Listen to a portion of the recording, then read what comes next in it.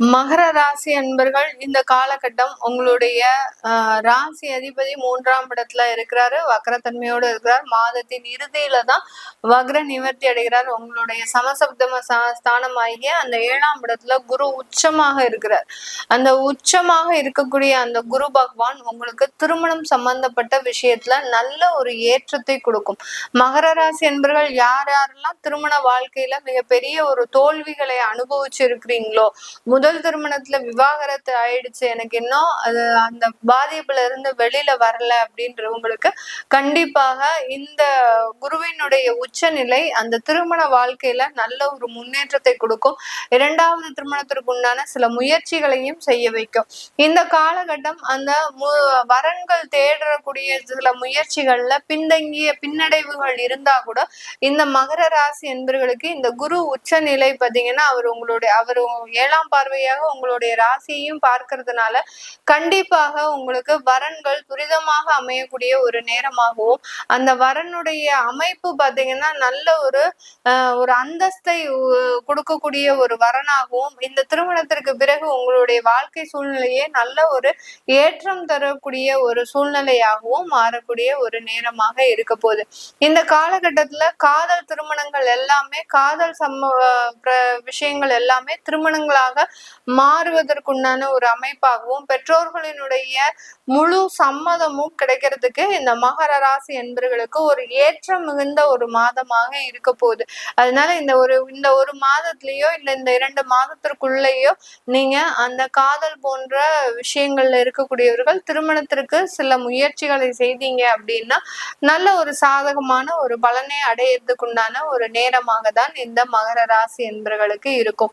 குடும்பம் சம்பந்தப்பட்ட ஸ்தானத்துல அந்த ராகு பகவான் இருக்கிறதுனால ராகுக்கு கெடுக்கிறதே வேலை. எந்த ஒரு உறவுகளையும் நிம்மதியாக வாழ விட மாட்டார். அதுதான் அந்த ராகு செய்யக்கூடிய விஷயங்கள். ஆனாலும் அந்த நிழல் கிரகத்துல மிகப்பெரிய ஒரு விஷயங்கள் இருக்கு. அதாவது நம்ம கெடுதலான விஷயத்தை நோக்கி பயணிக்கும் போது அந்த ராகுன்றது அதற்குண்டான ஒரு நல்ல வழிகளை காமிச்சு மிகப்பெரிய அளவுக்கு பிரச்சனையை கொடுத்துருவாரு. அதனால நம்ம ஒரு கெடுதலான ஒரு விஷயத்துக்கு போனா கூட நாமளே சுதாரித்து கொண்டு அதை பின்வாங்கி சென்றுட்டோம் அப்படின்னா அந்த ராகு நம்மளை மிக உயர்ந்த உச்ச நிலைக்கு கொண்டு செல்வதற்குண்டான ஒரு நேரமாக தான் இருக்கும். இந்த மகர ராசி என்பவர்களுக்கு அந்த 2ஆம் இடத்துல இருக்கக்கூடிய ராகு பகவான் அந்த உறவுகள் ஏதாவது ஒரு தவறான பழக்க வழக்கத்துல இருக்கிறாங்க அப்படின்னா கண்டிப்பா வெளியில கொண்டு வந்து காட்டிடும். அதுக்கு உண்டான ஒரு வேலையே அதுதான்.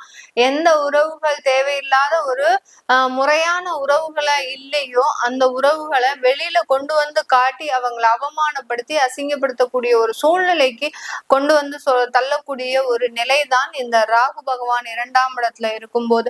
ஆனால் இந்த மகர ராசி என்பவர்கள் தன்னைத்தானே எப்படி இது செஞ்சுப்பாங்க அப்படின்னா தாழ்மைப்படுத்திப்பாங்கன்னா, என்னுடைய குடும்பத்துல மட்டும்தான் இந்த மாதிரியான ஒரு அவமானங்கள் நடக்குது, எனக்கு இந்த மாதிரியான ஒரு வாழ்க்கை தேவையா அப்படின்ற மாதிரியாக தன்னைத்தானே தாழ்மைப்படுத்தி கொண்டுப்பாங்க. ஆனா அதுல நீங்க கவனிக்க வேண்டிய விஷயம் என்ன அப்படின்னா, அந்த குடும்பத்துல இருக்கக்கூடியவர்களே தவறு செய்யறாங்கன்றது உங்களுக்கு இப்பதான் தெரிய வந்திருக்கு.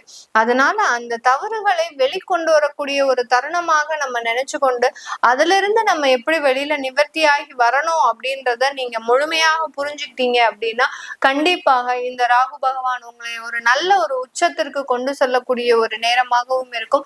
அதற்கு சாதகமாக தான் இப்போ உங்களுடைய ராசியையே அந்த குரு பகவான் பார்க்கறதுனால அந்த குடும்ப உறவுகள்ல நல்ல ஒரு மேம்பட்ட வளர்ச்சியை அடைவதற்குண்டான ஒரு நேரமாக தான் இந்த மகர ராசி என்பவர்களுக்கு இருக்க போகுது. இந்த காலகட்டம் உங்களுடைய வேலையில நல்ல ஒரு வளர்ச்சி மிகுந்த ஒரு காலமாக இருக்கும்.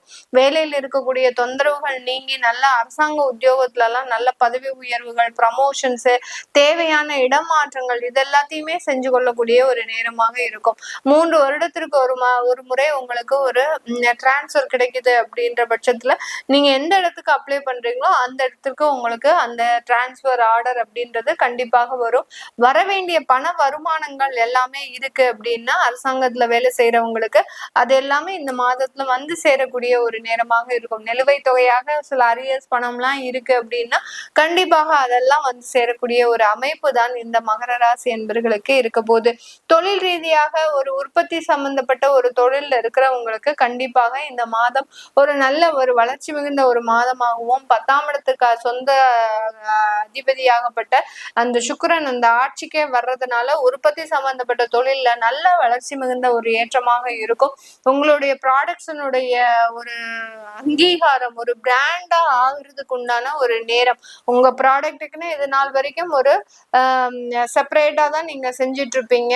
இப்போ அது ஒரு பிராண்டா கன்வெர்ட் ஆகிறதுக்கு உண்டான ஒரு நேரமாக தான் இந்த ப்ரொடக்ஷன் சம்பந்தப்பட்ட ஒரு தொழில்ல இருக்கிறவங்களுக்கு, ரீட்டைல் பிசினஸ் செய்யறவங்களுக்கு நல்ல ஒரு ஏற்றம் மிகுந்த ஒரு மாதமாகவும் தான் இருக்க போகுது.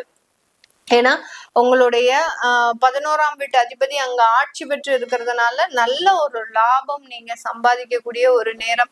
ஆன்லைன் மார்க்கெட்ஸ்ல இருக்கிறவங்க இவங்களுக்கு எல்லாருக்குமே பாத்தீங்கன்னா நல்ல ஒரு லாபம் மிகுந்த ஒரு தொழிலாக தான் இருக்கும். தொழில் கமிஷன் சம்பந்தப்பட்ட விஷயத்துல இருக்கிறவங்களுக்கு கொஞ்சம் உங்களுடைய தவறுதலான சில கம்யூனிகேஷன்னால அந்த இடத்துல அந்த வருமான தடைகள் அப்படின்றது கண்டிப்பாக இருக்கும். இது கமிஷன் சம்பந்தப்பட்ட தொழில் இருக்கிறவங்களுக்கு மட்டும்தான்.